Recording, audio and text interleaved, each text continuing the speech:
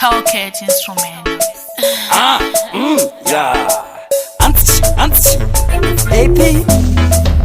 Andinga imbenga nyorwa. Kondombo shida here shekufarisirwa. Ni wanu wakatizirwa boso urirwa. Nzione mbeta ndokubva wabirwa. Kuno kuritimu ndokwarogurwa. Pamuchakwa purwa ndo pamchaona makasofurirwa. Kuuya kuhondo yamunokurirwa. Atimatisirwa makawarairwa. Dai muna tete makangorairwa. Kuti outroni oda kungwarirwa. Zvamakupoza biti makuwarairwa. Ndo pamachirwa amuna kupinirirwa. Pandinongo imba ndinounganirwa. Mafanzi hopo chida kuhafurirwa. Asi semadziwa uchazofurirwa. Kasikiri aka ameno akatarwa. Pamairegererwa kwaiwa kunyarwa. Raive gonye riri kutojarwa. Asi hapasi pese panonyengererwa. Mushonga wezino kuzongoridzurwa. Dzatsuwai maona mazongodamburwa. Ngozi ndotya mai kwete tuwatorwa. Ututuwana twemusanganisirwa. Nyara iwo kana muchinyarwa. Dai ndisipo musina kuzvarwa.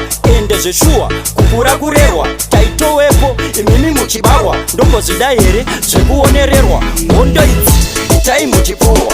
Mukasapurwa ndaona mapurwa. Musangodzinzwe kwadzinotaurwa. Moti nesuwo takugona kurwa. Setimoni aiwa ndagarwa. Tarisa malines ari kungotarwa. Ndapinda mustudio manga makararwa. Dzingori hope nemakararwa.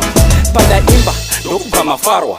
Sandikufarwa semwana azvarwa. Wakapisa kare havachatererwa. Chero wakabhukwa havachabhadharwa. Mafanzi mudhanzi haachanakirwa. Makeni ane wari kumadirwa. Taimu wano havachade kutambisirwa. Ko kuzosuwa semunhu afirwa. Asi nemabhazi angu mavharwa. Kungoda kuziwa hatisi kurwa. Dai tiri kurwa dai matotorwa sebhureira pamuchaundurwa. Iyo maziziso ungati semkurwa. Chinhu wani chete chandinongodirwa. Handipindure madhisi endumurwa akangopindurwa. Havambonunurwa semurwere wakutosandurwa. Papfungwa shanu dzandakatudzirwa. Ndine dzimwe shanu dzandazowedzerwa.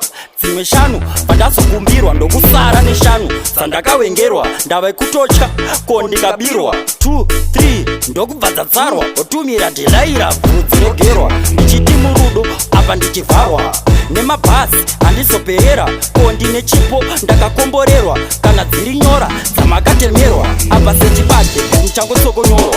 Sechikomba chazongosvikirwa. Kadhozi nemahwindo chakabva chakirwa. Chichitonakirwa. Mvura inopisa ndokubva chadirwa. Musamupepe kurara anozonyanyabvirwa. Unongonzwa pa na ndi ona tatosurikirwa. Ndikudemba nguva yandiri kuwesterwa. Dai vari njuga havaimbobeterwa. Mari yenyu yaizototorwa. Mulasi mineti vakanozorerwa. Hamuna bhasikoro saka muchangokerwa. Ndikasikireika ndakanonokerwa. Ndakanonokerwa makatonokerwa.